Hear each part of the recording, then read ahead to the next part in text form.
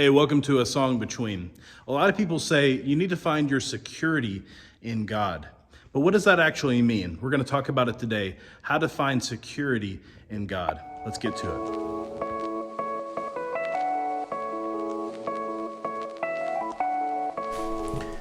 Hey there, welcome back to A Song Between. Glad to have you today on this 15-part series that we're doing on the Song of Ascents, Psalm 120 through 134. We believe speak uniquely to the time that we are in as a church and as a world. As the coronavirus has taken over, we're no longer able to gather, but we are able to sing the same songs and enjoy the same truths and encourage one another. And so we'd love to have you subscribe to this channel and get daily notifications of when we're releasing these videos and to have you follow along with us. My name is Gray Ewing. I am the pastor of New Valley Downtown in Phoenix, and we'll love to have you find out more about our church at downtown.newvalleychurch.org. downtown.newvalleychurch.org. Today we're looking at Psalm 125, and if you could put a word on Psalm 125, it's really about security. And if there's ever been a time when we needed security, isn't it now? A feeling of knowing that the Lord is on our side, a feeling like we are protected. And that is exactly what this psalm speaks to. And so I want to invite you to hear it, and first to quiet your heart before you hear it, to prepare yourself to hear God's word. If you would, take just a few seconds to prepare your heart, and then I'll read to us Psalm 125.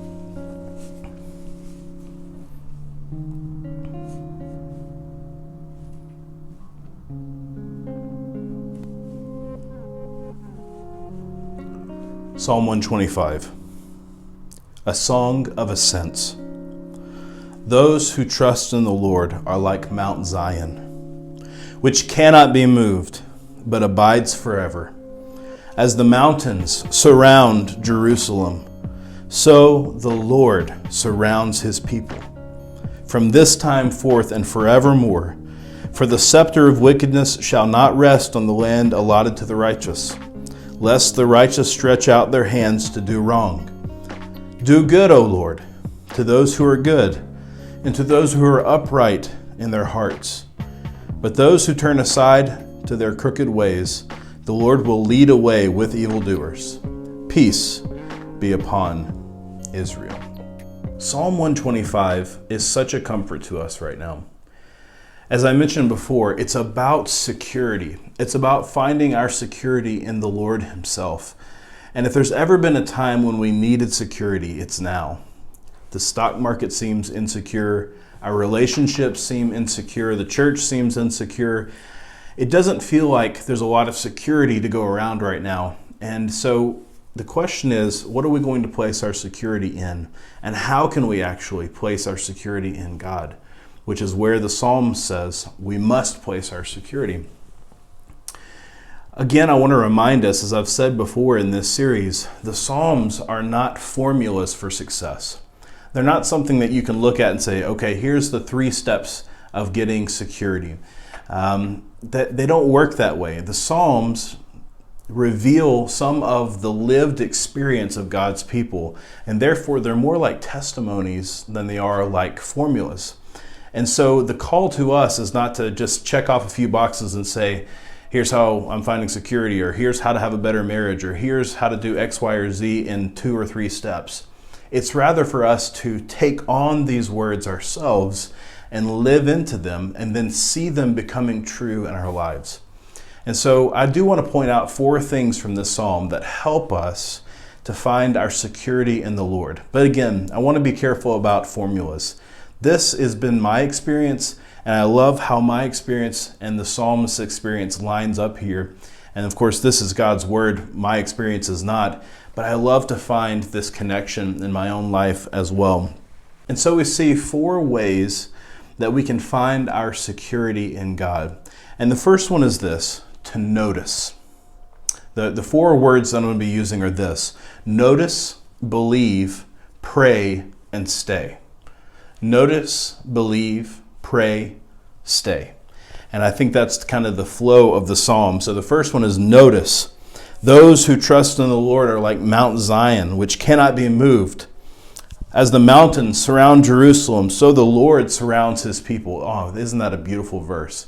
As the mountains surround Jerusalem, so the Lord surrounds his people. You see, the psalmist, he's noticing what's around him, the monuments of security that are around him. He lives in Jerusalem. Jerusalem is a very unique city. It is surrounded by mountains and it is itself on a mountain. And so Israel was in a very unique place, geographically speaking. They're basically at the crossroads of three different continents, Asia, Africa, and Europe. And it was a very significant piece of real estate. And even within that, Jerusalem was this secure place surrounded by hills. And so the psalmist is looking out at the hills and he's noticing that what's around him reminds him not of the security he has in those things. What he sees around him that is making him secure in a human sense points him to the Lord. So he sees these hills and he says, I am secure, not because of the hills, but because of the Lord. How many opportunities do we have right now as we make ourselves more secure? We surround ourselves with the walls of our houses because we're living in quarantine. We put on masks. We use hand sanitizer if we can get our hands on it. We are doing all these things that will provide some measure of human security. Those things are great to do, but what the psalmist does is he notices the human things and then makes a leap to the divine. And we have to do the same thing. To depend on God and to notice his security, we have to notice what he has put around us. What are the secure things that God has put around us that we could say, yes, this is protecting me, but only in a limited way because the Lord protects me fully. So first we notice. Second, believe, for the scepter of wickedness shall not rest on the land allotted to the righteous. Here the psalmist is just saying, I'm calling to mind what I already believe. This is God's world. This is his city. The scepter of evil won't rest here, meaning the evil will not prevail over this land. Whatever is happening in this land, whether I feel secure or not, the Lord has the scepter, not the evil. Third is pray. Even though we believe that God is in control of everything and that he is going to make secure whatever places are his, which is everywhere, still the psalmist in verse 4 prays and asks God to keep them secure. He says, do good, O Lord, to those who are good, to those who are upright in their hearts. Would you please do good towards us, keep us safe, keep us secure. He's already trusting in the Lord, but he still prays for that security. And then fourth, stay. But those who turn aside to their crooked ways, the Lord will lead away with the evildoers. And the psalmist here is saying, if you walk away from him, you'll be counted with the evildoers. So don't do that. Stay. Stay with the Lord. Again, not a formula today, a testimony of the psalmist's heart. He notices the securities that he has in other things and asks God to be that for him. That's notice. Then he believes in the promises of God. That doesn't stop him from 3, praying for security.